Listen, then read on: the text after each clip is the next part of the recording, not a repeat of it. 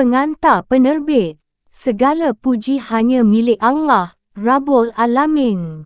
Solawat dan salam segala puji hanya tercurah untuk Rasulullah sallallahu alaihi wasallam, keluarga dan para sahabatnya. Pemikiran Ibnu Khaldun tentang sosiologi, filsafat sejarah, dan politik menjadi bahan kajian para pemikir dan cendekiawan Muslim di Timur dan Barat. Pemikiran Ibnu Khaldun terus digulirkan dalam berbagai diskursus pemikiran sosial politik kontemporer. Ia dikenal sebagai bapa sosiologi dan sejarawan yang menawarkan gagasan renovasi terhadap cakupan sejarah, sekaligus seorang politikus Muslim yang banyak memberikan inspirasi bagi terciptanya iklim kehidupan politik yang bersih. Menjelajahi pemikiran Ibnu Khaldun, maka kita diajak menoleh ke belakang, yakni pada abad 14 Masehi. Masa itu kebudayaan Arab Islam sedang dilanda kemunduran. Krisis ini lantas melebar ke jaringan-jaringan politik sebagai konsekuensi atas pecahnya Imperium Islam menjadi negara-negara kecil yang dikendalikan oleh penguasa lemah dan tidak memiliki wawasan kerakyatan. Berangkat dari pengalaman dan pengamatannya yang tajam, Ibnu Khaldun merajut pikiran-pikiran kritis tentang hal-hal yang berkaitan dengan sistem kemasyarakatan dan kenegaraan berikut kritik-kritik inovatif terhadap cakupan sejarah sebagaimana tertuang dalam karya besarnya, Mukadimah, yang merupakan pengantar dari kitab Al-Ibar yang dirampungkannya saat ia telah berusia 43 tahun. Dari premis-premis di atas muncul pertanyaan, masih relevankah gagasan Ibnu Khaldun untuk dijadikan acuan dalam realitas sosial politik kontemporer? Adakah refleksi pemahaman sejarah dan konsep kekuasaan yang ditawarkan Ibnu Khaldun di negara-negara Muslim itu sendiri? Dua pertanyaan di atas mengajak cendekiawan Muslim dan para pemerhati masalah sosial politik khususnya untuk membuka kembali lembaran-lembaran analisa Ibnu Khaldun dalam bidang ini. Dalam buku Mukadimah, Ibnu Khaldun membahas tentang peran ilmu sejarah. Lalu ia memaparkan kecerobohan para narator sejarah di dalam menukil peristiwa-peristiwa sejarah. Maka untuk memperluas pemahaman dan memperkecil kecenderungan penulisan sejarah yang tidak dapat dipercaya, Ibnu Khaldun melakukan renovasi terhadap cakupan sejarah yang terfokus sebelumnya pada peristiwa-peristiwa sekitar masalah kerajaan, militer maupun politik. Dalam cakupan yang eksklusif ini sangat rentan terjadi manipulasi sejarah sehingga perspektif sejarah yang dikonsumsi ke tengah-tengah publik pun sangat beragam. Hal ini disebabkan oleh tradisi penulisannya yang kadangkala tendensius, condong kepada salah satu periode dari sebuah suksesi atau kerana kecenderungan pribadi seorang narator sejarah. Sejarah menurut Ibnu Khaldun memiliki fungsi multi dan tujuan mulia. Sebab dengan sejarahlah kita mengenal kondisi bangsa-bangsa terdahulu dalam segi perilaku serta moral politik raja-raja dan penguasa. Generasi yang ingin merefleksikan perilaku dan mengambil sampel positif dari pola hidup mereka sangat memerlukan referensi dari keragaman sumber informasi peristiwa yang akurat dan dapat dipercaya.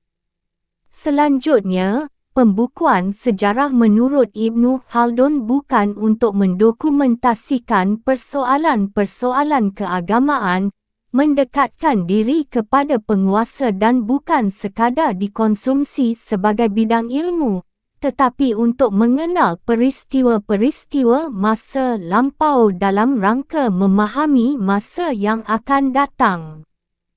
Rekonstruksi pemahaman ini sebenarnya telah menempatkan peran sejarah sebagai iktibar atau cermin objektif untuk menelaah sikap. Hanya saja pada awalnya eksistensi sejarah bagi Ibnu Khaldun tidak tampak sebagai realita, sehingga ia melontarkan pertanyaan tentang apa topik ilmu sejarah yang sebenarnya. Jawaban atas pertanyaan ini diperolehnya kala melakukan pencarian metodik tentang ukuran-ukuran valid atau tidaknya suatu berita. Dalam hal ini ia menggagas tentang perlunya merujuk kepada tempat peristiwa, kemudian dipautkan sebagai korelasi dengan masyarakat yang mengitarinya. Ringkasnya, topik sejarah menurut Ibnu Khaldun adalah studi sosial, dengan kata lain mempelajari dinamika masyarakat secara integral berikut sebab-sebabnya. Dan dinamika sejarah menurut Ibnu Khaldun bukan muncul dari luar, tetapi proses sosial itu sendiri dengan segala aturannya yang alami. Barangkali gagasan Ibnu Khaldun mengenai muatan kronik-kronik linear sejarah telah memberikan kontribusi yang tidak kecil bagi penulisan sejarah yang berdasarkan kategori norma, standar kebenaran berita, sehingga sejarah tidak lagi tampak bagai mitos yang dibuat orang. Ibnu Khaldun bicara tentang kekuasaan dan tanggungjawab. Istilah Al-Mulk yang terdapat dalam kitab Mukadimah dapat diinterpretasikan sebagai gambaran perenungan Ibnu Khaldun tentang kondisi sosial politik di negara-negara Arab Islam yang senantiasa dililit konflik antar elit kekuasaan.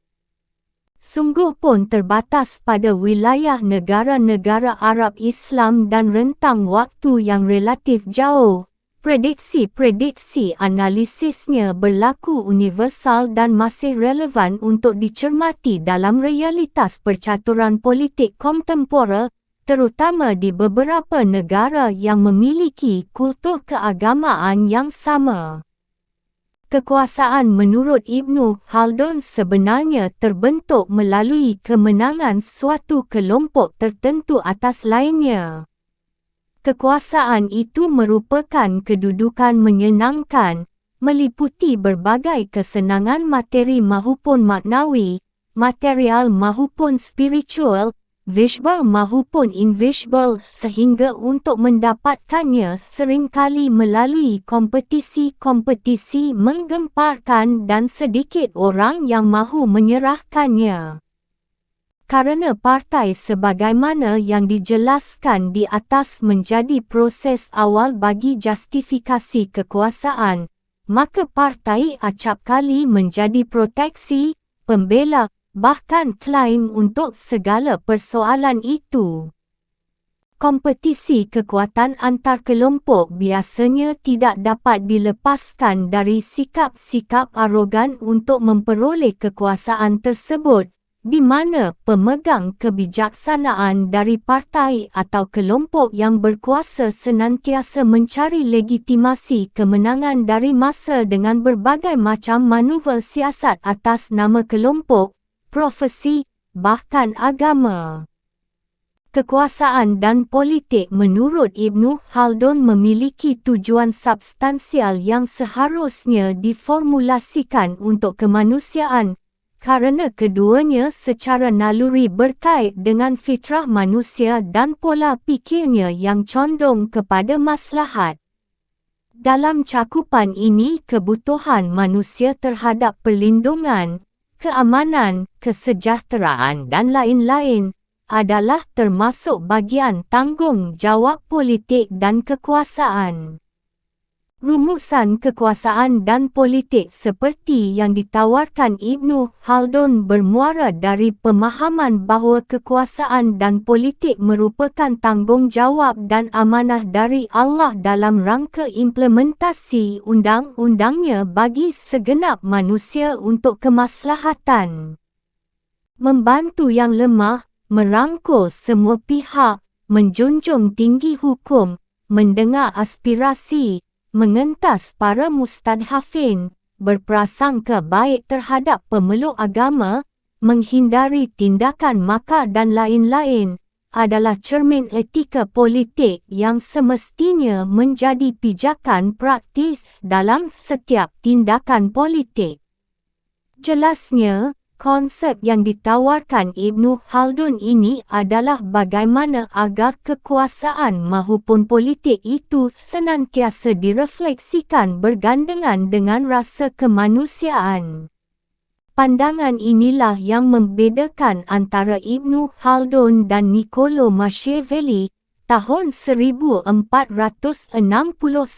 hingga tahun 1528 Masehi. Seorang filsuf dan politikus berkebangsaan Italia yang menulis ide-ide bangunan sosial politik kenegaraan dalam bukunya The Prince. Dalam buku tersebut, Machiavelli mempropagandakan sistem baru yang liberal secara religi maupun moral, sehingga aliran Machiavelli, yakni Machiavellisme, tidak peduli apakah tindakan politik yang dijalankan itu bermuatan trik-trik, tipu daya, jujur atau tidak jujur asalkan tujuan tercapai. Peran Ashabiah. Menurut Ibnu Khaldun, suatu suku mungkin dapat membentuk dan memelihara suatu negara apabila suku itu memiliki sejumlah karakteristik sosial politik tertentu, yang oleh Ibnu Khaldun disebut dengan Ashabiah. Karakteristik ini justru berada hanya dalam kerangka kebudayaan desa. Oleh kerana itu, penguasaan atas kekuasaan dan pendirian negara, sehingga munculnya kebudayaan kota akan membuat sirnanya Ashabiah yang mengakibatkan melemahnya negara.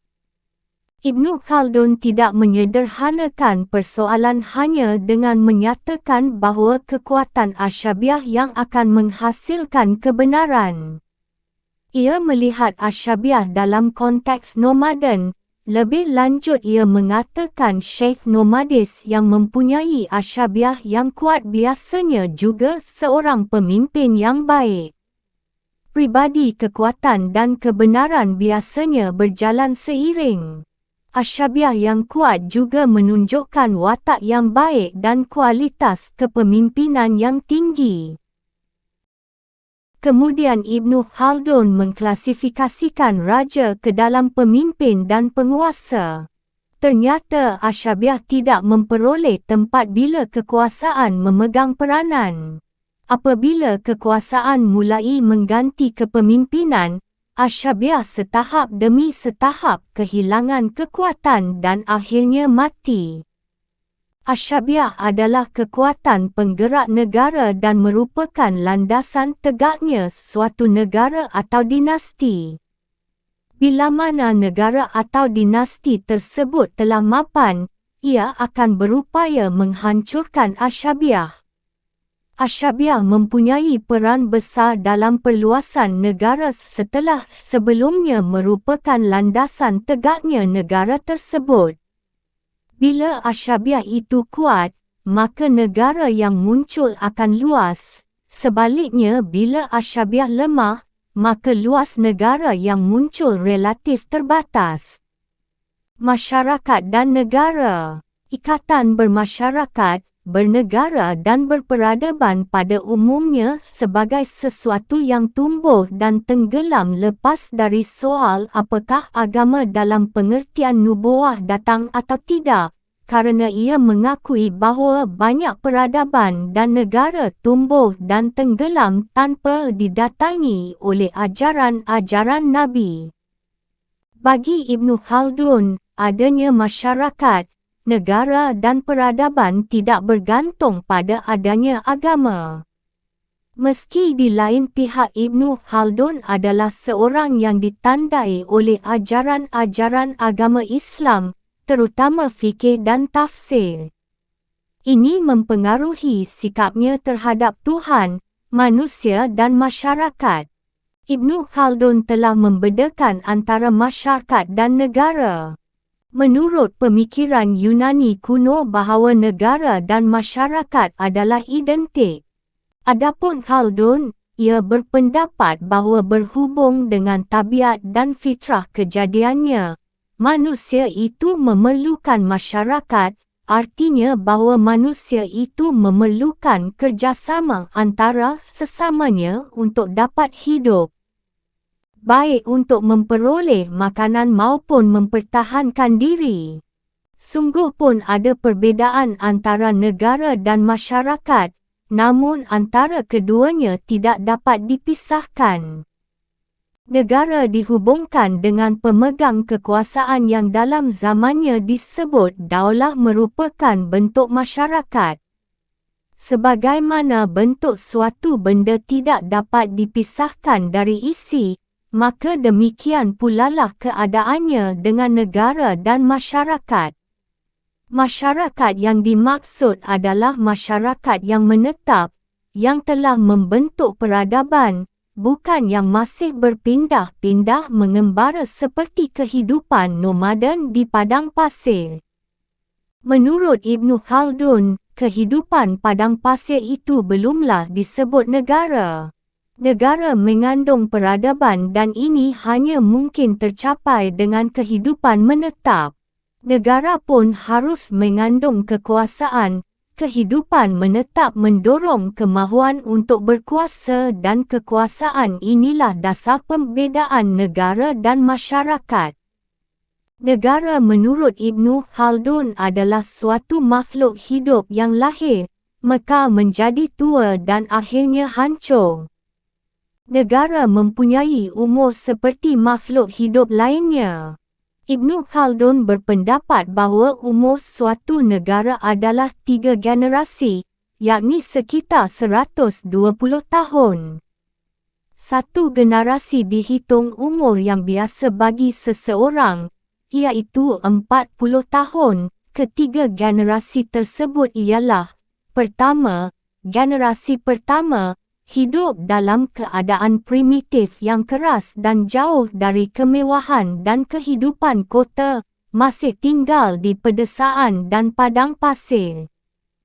Generasi kedua, berhasil meraih kekuasaan dan mendirikan negara, sehingga generasi ini beralih dari kehidupan primitif yang keras ke kehidupan kota yang penuh dengan kemewahan. Generasi ketiga, negara mengalami kehancuran, sebab generasi ini tenggelam dalam kemewahan, penakut dan kehilangan makna kehormatan, keperwiraan dan keberanian. Negara dalam perkembangannya melalui 5 tahap. 1. Tahap pendirian negara. Ini merupakan tahap untuk mencapai tujuan, penaklukan dan merebut kekuasaan. Negara sendiri tidak akan tegak kecuali dengan asyabiah. Ibnu Khaldun berpendapat bahawa asyabiah yang membuat orang menyatukan upaya untuk tujuan yang sama, mempertahankan diri dan menolak atau mengalahkan musuh. 2. Tahap pemusatan kekuasaan. Pemusatan kekuasaan adalah kecenderungan yang alamiah pada manusia. Pada waktu itu pemegang kekuasaan melihat bahawa kekuasaannya telah mapan, maka ia akan berupaya menghancurkan asyabiah, memonopoli kekuasaan dan menjatuhkan anggota-anggota asyabiah dari roda pemerintahan. 3. Tahap kekosongan. Tahap untuk menikmati buah kekuasaan seiring dengan watak manusia, seperti mengumpulkan kekayaan, mengabadikan peninggalan-peninggalan dan meraih kemegahan. Negara pada tahap ini sedang berada pada puncak perkembangannya. 4. Tahap ketundukan dan kemalasan. Pada tahap ini, negara dalam keadaan statis, tidak ada perubahan apapun yang terjadi. Negara seakan-akan sedang menantikan permulaan akhir kisahnya. 5. Tahap foya-foya dan penghamburan kekayaan. Negara telah memasuki masa ketuaan dan dirinya telah diliputi penyakit kronis yang hampir tidak dapat ia hindari dan terus menuju keruntuhan. Perlu dicatat bahawa Ibnu Khaldun adalah seorang politisi yang sangat memahami dunia politik Islam pada abad ke-14. Dengan melihat keruntuhan dan kelemahan yang menimpa dunia Islam pada umumnya ketika itu, serta mengamati sendiri kemunduran kebudayaan Arab Islam di Andalusia di bawah tekanan pasukan Spanyol, tidaklah mengherankan bila mana ia berpendapat bahawa segala sesuatu akan hancur. Pemikiran Ibnu Khaldun tentang pendidikan. Di dalam kitab Mukadimah, Ibnu Khaldun tidak memberikan definisi pendidikan secara jelas. Ia hanya memberikan gambaran-gambaran secara umum, seperti yang dikatakan Ibnu Khaldun bahawa barang siapa tidak terdidik oleh orang tuanya, maka akan terdidik oleh zaman. Maksudnya barang siapa tidak memperoleh tata krama yang dibutuhkan sehubungan pergaulan bersama melalui orang tua mereka yang mencakup guru-guru dan para sesepuh, dan tidak mempelajari hal itu dari mereka, maka ia akan mempelajarinya dengan bantuan alam, dari peristiwa-peristiwa yang terjadi sepanjang zaman, zaman akan mengajarkannya. Dari pendapatnya ini dapat diketahui bahawa pendidikan menurut Ibnu Khaldun mempunyai pengertian yang cukup luas. Pendidikan bukan hanya merupakan proses belajar mengajar yang dibatasi oleh 4 dinding, tetapi pendidikan adalah suatu proses di mana manusia secara sadar menangkap, menyerap dan menghayati peristiwa-peristiwa alam sepanjang zaman. Dari rumusan yang ingin dicapai, Ibnu Khaldun menganut prinsip keseimbangan. Dia ingin anak didik mencapai kebahagiaan duniawi dan sekaligus ukhrawinya kelak. Berangkat dari pengamatan terhadap rumusan tujuan pendidikan yang ingin dicapai Ibnu Khaldun, secara jelas kita dapat melihat bahawa ciri khas pendidikan Islam iaitu sifat moral religius nampak jelas dalam tujuan pendidikannya, dengan tanpa mengabaikan masalah-masalah duniawi. Sehingga secara umum dapat kita katakan bahawa pendapat Ibnu Khaldun tentang pendidikan telah sesuai dengan prinsip-prinsip pendidikan Islam, yakni aspirasi yang bernafaskan agama dan moral. Dalam pembahasannya mengenai kurikulum, Ibnu Khaldun mencoba membandingkan kurikulum-kurikulum yang berlaku pada masanya, iaitu kurikulum pada tingkat rendah yang terjadi di negara-negara Islam bagian Barat dan Timur. Ia mengatakan bahawa sistem pendidikan dan pengajaran yang berlaku di Maghrib, bahawa orang-orang Maghrib membatasi pendidikan dan pengajaran mereka pada mempelajari Al-Quran dari berbagai segi kandungannya. Sedangkan orang-orang Andalusia, mereka menjadikan Al-Quran sebagai dasar dalam pengajarannya, karena Al-Quran merupakan sumber Islam dan sumber semua ilmu pengetahuan. Sehingga mereka tidak membatasi pengajaran anak-anak pada mempelajari Al-Quran saja, akan tetapi dimasukkan juga pelajaran-pelajaran lain seperti syair, karang-mengarang, khat, kaedah-kaedah bahasa Arab dan hafalan-hafalan lain. Demikian pula dengan orang-orang Afrika, mereka mengkombinasikan pengajaran Al-Quran dengan hadits dan kaedah-kaedah dasar ilmu pengetahuan tertentu. Adapun metode yang dipakai orang Timur seperti pengakuan Ibnu Khaldun, sejauh yang ia ketahui bahawa orang-orang Timur memiliki jenis kurikulum campuran antara pengajaran Al-Quran dan kaedah-kaedah dasar ilmu pengetahuan. Dalam hal ini Ibnu Khaldun menganjurkan agar pada anak-anak seyogianya terlebih dahulu diajarkan bahasa Arab sebelum ilmu-ilmu yang lain, kerana bahasa adalah merupakan kunci untuk menyingkap semua ilmu pengetahuan, sehingga menurutnya mengajarkan Al-Quran mendahului pengajarannya terhadap bahasa Arab akan mengkaburkan pemahaman anak terhadap Al-Quran itu sendiri, kerana anak akan membaca apa yang tidak dimengertinya dan hal ini menurutnya tidak ada gunanya. Adapun pandangannya mengenai materi pendidikan, kerana materi adalah merupakan salah satu komponen operasional pendidikan, maka dalam hal ini Ibnu Khaldun telah mengklasifikasikan ilmu pengetahuan yang banyak dipelajari manusia pada waktu itu menjadi dua macam iaitu 1. Ilmu-ilmu tradisional, nakliyah. Ilmu nakliyah adalah yang bersumber dari Al-Quran dan hadits yang dalam hal ini peran akal hanyalah menghubungkan cabang permasalahan dengan cabang utama, kerana informasi ilmu ini berdasarkan kepada otoritas syariat yang diambil dari Al-Quran dan hadits.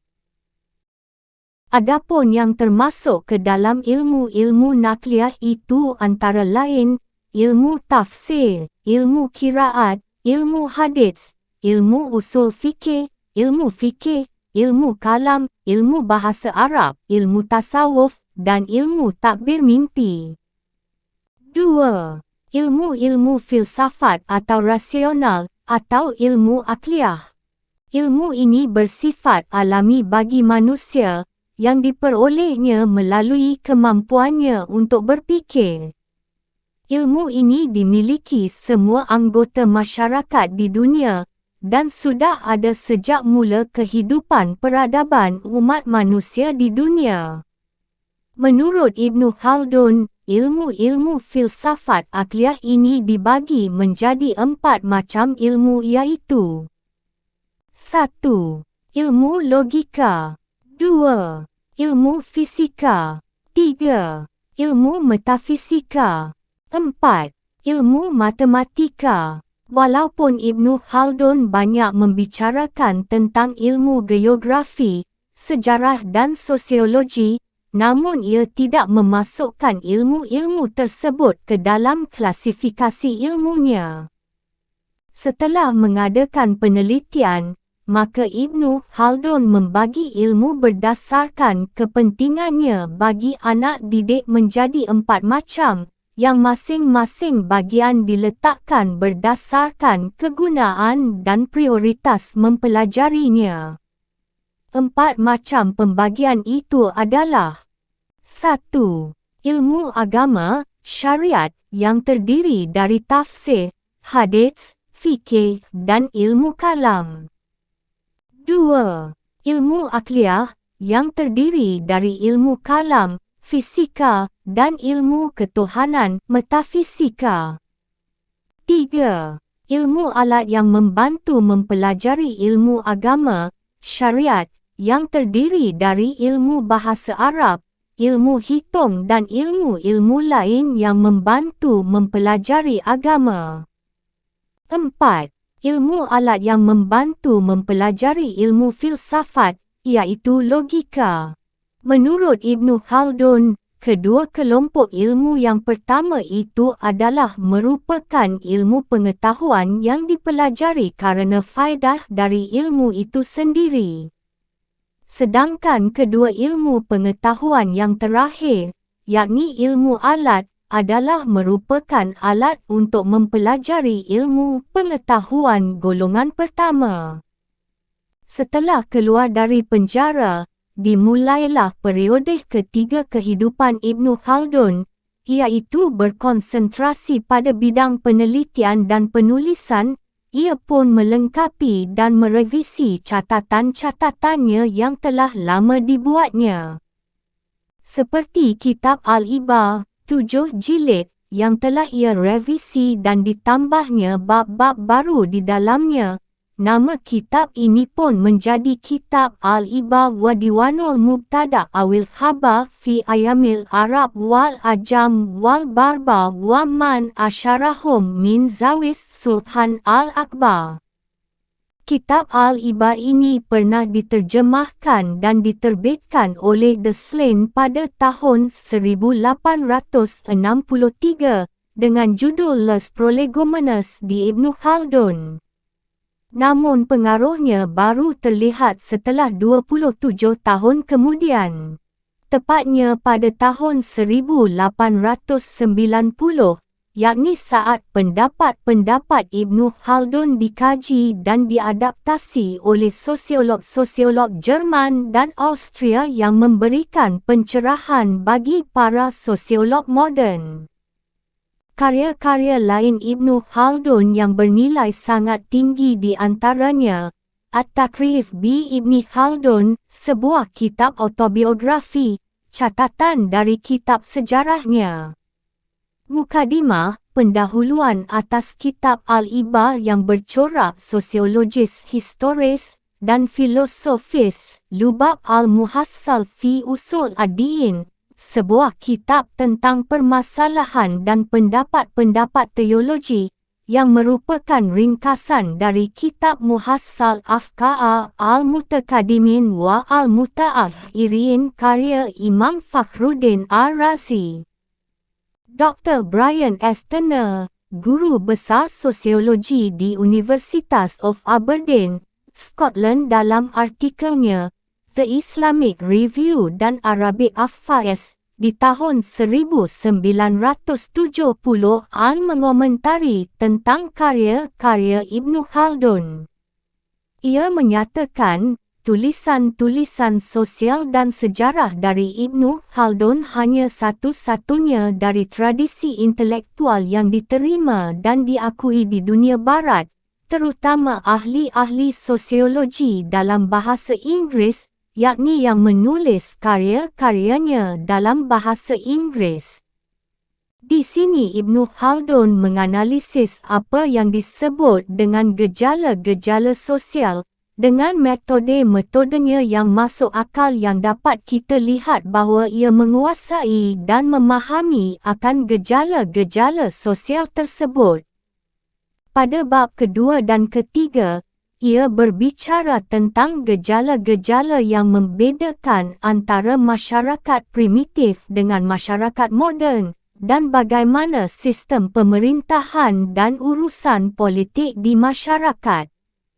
Bab kedua dan keempat berbicara tentang gejala-gejala yang berkaitan dengan cara berkumpulnya manusia, serta menerangkan pengaruh faktor-faktor dan lingkungan geografis terhadap gejala-gejala ini. Bab keempat dan kelima menerangkan tentang ekonomi dalam individu, bermasyarakat maupun negara.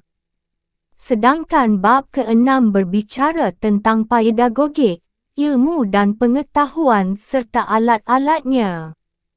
Sungguh mengagumkan sekali sebuah karya di abad ke-14 dengan lengkap menerangkan hal ihwal sosiologi, sejarah, ekonomi, ilmu dan pengetahuan.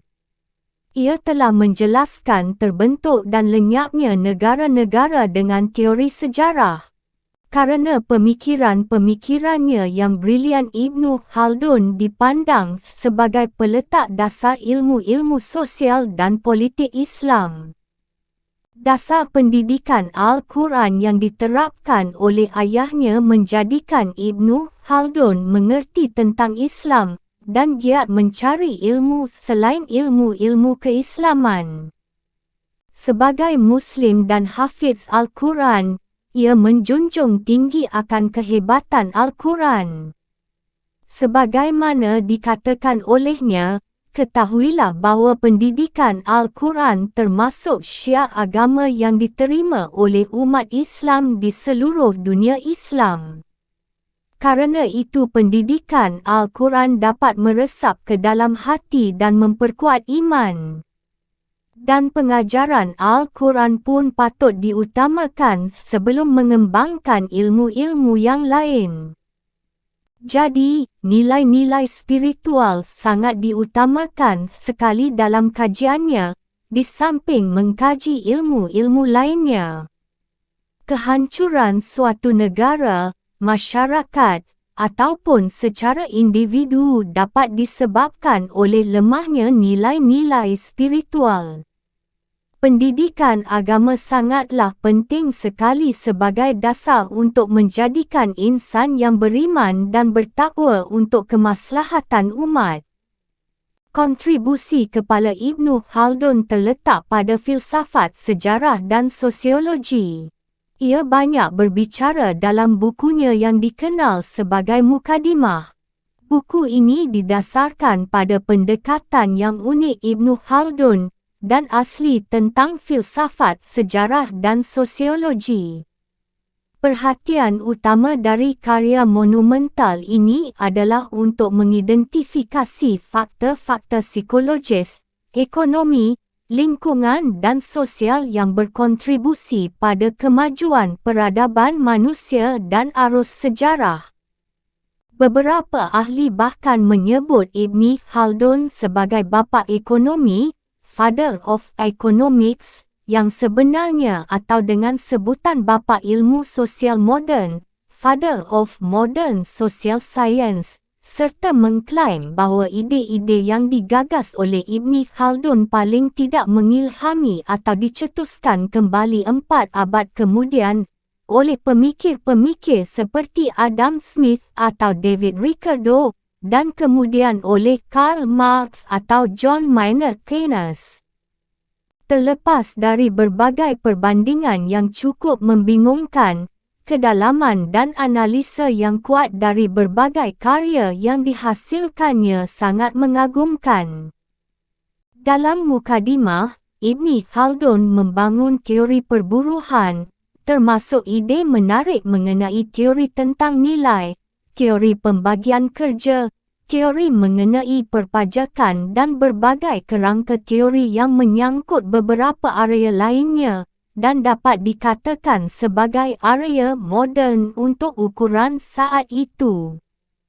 Dalam berbagai tulisan mengenai ekonomi, Ibn Khaldun menyokong adanya pasar terbuka yang didasari oleh permintaan dan penawaran.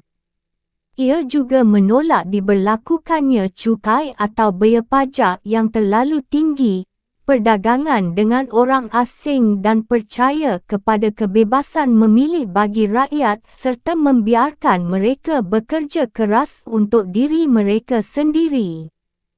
Dengan penuh syukur, Pustaka Al-Kautsar menerbitkan edisi terjemah kitab Mukadimah ini. Semoga buku ini menjadi bagian dari partisipasi kami untuk memajukan pendidikan dan ilmu pengetahuan di negeri ini. Tentu tak ada gading yang tak retak. Kami mohon maaf atas segala kekurangan dan menantikan kritik dan saran sebagai perbaikan bagi kami di masa mendatang. Wallahu al-muwaffiq. Bismillahirrohmanirrohim. Kata pengantar. Ibnu Khaldun menuturkan sekelumit kehidupannya dalam kitab Al-Ibar wa Diwanul Mubtada wa Al-Khabar. Aku bermukim di benteng Ibnu Salamah selama 4 tahun dalam kondisi tak terlalu sibuk. Di sinilah aku menulis buku ini. Selama di sana pula, aku terinspirasi menyempurnakan mukadimahnya. Dari situlah mengalir kata-kata indah dan makna-makna yang terdapat dalam pikiran, hingga terkumpulah hasil dan manfaatnya. Kitab Mukadimah Ibnu Khaldun mengundang banyak diskursus, sebab isinya di kemudian hari menjadi teori-teori baru dalam bidang ilmu sejarah dan sosial. Padahal sebenarnya ia adalah pengantar kitab Al-Ibar yang justru kurang mendapatkan perhatian dan penelitian sebagaimana yang dilakukan terhadap kitab Mukadimah. Di dalam kitab Mukadimah ini, Ibnu Khaldun telah menyingkap berbagai hukum tentang perjalanan dan perkembangan sejarah masyarakat. Di situ ia menyajikan berbagai contoh tentang bangkitnya suatu bangsa berikut alasan-alasannya, menjelaskan sebab-sebab runtuhnya bangsa dan peradabannya. Selain itu, ia juga memberikan contoh-contoh kesewenangan dan kezaliman politik, ekonomi, dan sosial, selain juga contoh-contoh kemewahan, kesombongan dan kondisi-kondisi sosial yang menghantarkan pada kehancuran. Kitab Mukadimah mengaitkan hukum-hukum materi dan hukum-hukum psikologi dan menjelaskan sejauh mana kondisi yang pertama mempengaruhi yang kedua. Dengan begitu, ia memberikan contoh-contoh dalam tingkat individu dan sosial dan hubungan dialektik antara keduanya serta contoh-contoh kekalahan dan kemenangan. Buku ini memandang ke depan dengan bertolak dari hukum-hukum sosial yang tetap dan dengan menilai masa lalu sebagai pengantar masa sekarang, dan masa sekarang sebagai pengantar bagi masa yang akan datang. Hukum-hukum keruntuhan dan kebangkitan bangsa atau undang-undang sosial di mana seluruh masyarakat tunduk kepadanya tidak cukup diketahui hanya dengan membaca masa lalu atau menguasai informasi masa sekarang. Namun ia harus melewati batas-batas pandangan tersebut hingga mencapai pandangan-pandangan ke depan yang mendahului waktu agar persiapan untuk berinteraksi dengannya sangat baik. Ibnu Khaldun sangat lihai dalam membaca pergerakan fenomena alam dan sosial, menafsirkannya, dan menyebutkan kesimpulan-kesimpulannya sesuai dengan sistem dan hukum sosial yang ia dapatkan dari penelitian terhadap karakter-karakter kerajaan dan faktor-faktor penopangnya, selain prinsip-prinsip dan kenyataan-kenyataan yang dialaminya. Ia mengembalikan kepada psikologi individu untuk unsur kemanusiaan yang terjadi antara generasi terdahulu dan generasi mutakhir. Ia memotret bangsa dari sudut kebudayaan dan peradaban yang berbeza-beza dengan meninjau jauh dekatnya dengan hakikat agama dan kondisi idealis yang sempurna yang sepatutnya tampak dalam masyarakat yang terbentuk dengan agama ini. Menurut Ibnu Khaldun, urusan politik, pembangunan, keahlian dan ilmu pengetahuan mempunyai keterkaitan erat dengan agama. Abdurrahman bin Khaldun tahun 732 hingga tahun 808 Hijriah, bersamaan dengan tahun 1332 hingga tahun 1406 Masehi, hidup dalam kondisi politik dan kesukuan yang rumit. Masa itu, ia berpindah-pindah antara Maroko, Andalusia, kini bernama Spanyol, dan Mesir tempat ia wafat. Ia adalah sosok agung yang muncul ketika dunia Islam terpecah belah menjadi negeri-negeri kecil. Pasca keruntuhan Daulah Al-Muwahhidin di Maroko dan Andalusia pada pertengahan abad ke-7 Hijriah, kaum muslimin terkepung di Granada dan Lembah Ash yang kala itu dikuasai oleh kerajaan Bani Nasir di Granada tahun 630 hingga 890 Hijriah. Sezaman dengan itu, Kerajaan Kesatuan Maroko runtuh dan terpecah-pecah menjadi kerajaan-kerajaan kecil. Seperti kerajaan Bani Marwan yang menguasai Maroko bagian barat secara resmi tahun 733 Hijriah. Kerajaan Bani Zayan Al-Zanatiyah, Abdul Wad, yang berdiri di Maroko bagian tengah, kini bernama Aljazair, pada tahun 733 Hijriah di bawah kepemimpinan Yaqmarasin bin Zayan.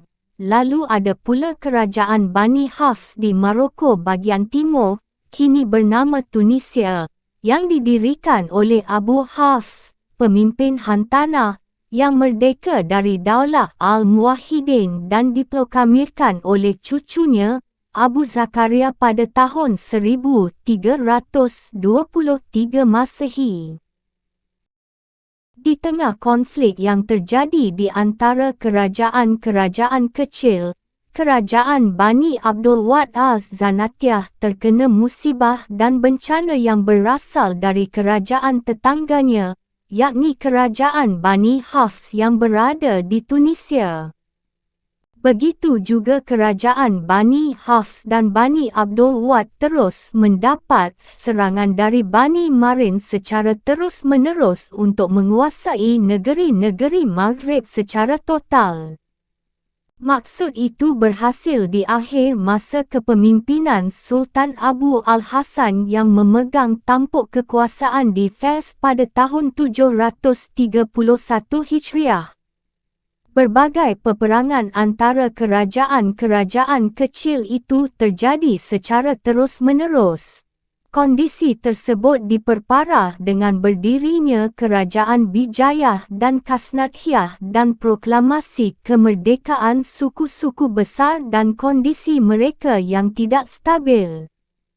Dalam suasana seperti itu, Ibnu Khaldun lahir di Tunisia, awal Ramadan tahun 732 Hijriah, dari keluarga besar yang berbangga dengan nasab Arabnya yang berasal dari Hadramaut Yaman. Adapun nasab Islamnya kembali kepada Wa'il bin Hujr, seorang sahabat Nabi yang terkenal dan didoakan oleh beliau agar mendapat limpahan berkah pada saat kedatangannya di tahun Al-Wufud untuk menyatakan masuk Islam. Selain itu, Ibnu Khaldun juga mendapat kebanggaan sejarah politik dan sosial dari Ishbiliah, sebuah kota di Andalusia dan Tunisia. Dalam sejarah, keluarga Ibnu Khaldun terlibat dalam pusaran konflik. Sosok Ibnu Khaldun siap memainkan peran dalam menghurai konflik-konflik tersebut. Ibnu Khaldun tumbuh dan berkembang sebagai orang yang mencintai ilmu. Pertama-tama, ia menghafal Al-Quran lewat bimbingan ayahnya sendiri. Lalu ia mempelajari ilmu hadits, ilmu fikih, usul, bahasa, sastra, sejarah, selain mempelajari filsafat dan ilmu mantik, logika. Ibnu Khaldun sering berkunjung ke negeri Maroko dan Andalusia. Ia menetap di Tilmisan dan mulai menyusun karya tentang sejarah di sana. Setelah itu, ia kembali ke Tunisia. Dari sana, ia hijrah ke Mesir dan bertemu dengan penguasanya, yakni Barkok. Dari perjumpaan itu, ia diamanahi jabatan hakim di Mesir. Ia sering dipecat dari jabatannya lalu mengembannya kembali selama 6 kali. Selama bermukim di Mesir, ia sering menempuh perjalanan. Pada tahun 789 Hijriah, ia bertandang ke Hijaz. Lalu pada tahun 803 Hijriah, ia berkunjung ke Damaskus dalam rangka menemani sang sultan yang pergi bersama pasukannya untuk menemui penguasa Mongol, Timurlan. Ketika usianya menginjak 45 tahun, ia mengasingkan diri dari keramaian dan berkonsentrasi penuh untuk menulis dan mengarang, sehingga ia menyelesaikan kitabnya Al-Ibar wa Diwanul Mubtada wal Khabar dan Al-Muqaddimah yang sangat terkenal. Kitab Al-Muqaddimah memuat sehimpun pengantar tentang makna sejarah, kesalahan-kesalahan para penulis sejarah, dan cara membetulkannya dengan merujuk kepada ilmu peradaban. Ini merupakan buku pertama dengan 6 bab yang mencakup arti sejarah sebagai ilmu yang fenomena-fenomenanya harus dikaji secara objektif. Dalam bab pertama, Ibnu Khaldun berbicara tentang peradaban manusia secara umum. Ia menjelaskan teorinya tentang lingkungan dan pengaruhnya terhadap perwujudan manusia. Dalam bab kedua, ia menjelaskan tentang peradaban masyarakat maju dan masyarakat primitif. Ia juga menghuraikan peradaban-peradaban desa yang biasanya berpijak dari sektor pertanian. Menurutnya, peradaban desa seringkali bersifat primitif. Dalam bab ketiga, ia membahas masalah kerajaan, kehilafahan, dan kerajaan. Dengan kata lain, ia membahas masalah instrumen-instrumen politik dan pemerintahan yang muncul dalam interaksinya dengan peradaban, walaupun peradaban itu sederhana dan mengatur kehidupan sosial. Dalam bab keempat, ia berbicara tentang peradaban masyarakat perkotaan, negeri-negeri dan kota-kota, selain berbicara tentang pengaruh-pengaruh peradaban kerajaan-kerajaan, fase-fasenya dan ketundukannya kepada hukum sebab-sebab alam. Dalam bab kelima, Ibnu Khaldun menjelaskan keterkaitan antara kondisi-kondisi peradaban dengan berbagai macam mata pencaharian masyarakat. Dan dalam bab keenam, ia membicarakan hubungan keadaan-keadaan peradaban secara umum dengan ilmu pengetahuan, cara-cara pengajarannya dan mempelajarinya. Dalam bab ini, Ibnu Khaldun menghubungkan antara ilmu dan pengajaran peradaban manusia dengan menjadikan ilmu pengetahuan sebagai salah satu penyangga peradaban. Ibnu Khaldun menyusun teorinya tentang peradaban manusia dan masyarakat sosial berdasarkan ilmu sejarah, setelah membersihkannya dari informasi-informasi yang keliru dan peristiwa-peristiwa palsu. Hal ini berangkat dari suatu pandangan bahawa hakikat sejarah itu adalah informasi tentang kondisi masyarakat sosial yang mengisi peradaban dunia serta perkembangan-perkembangan baru dari peradaban tersebut.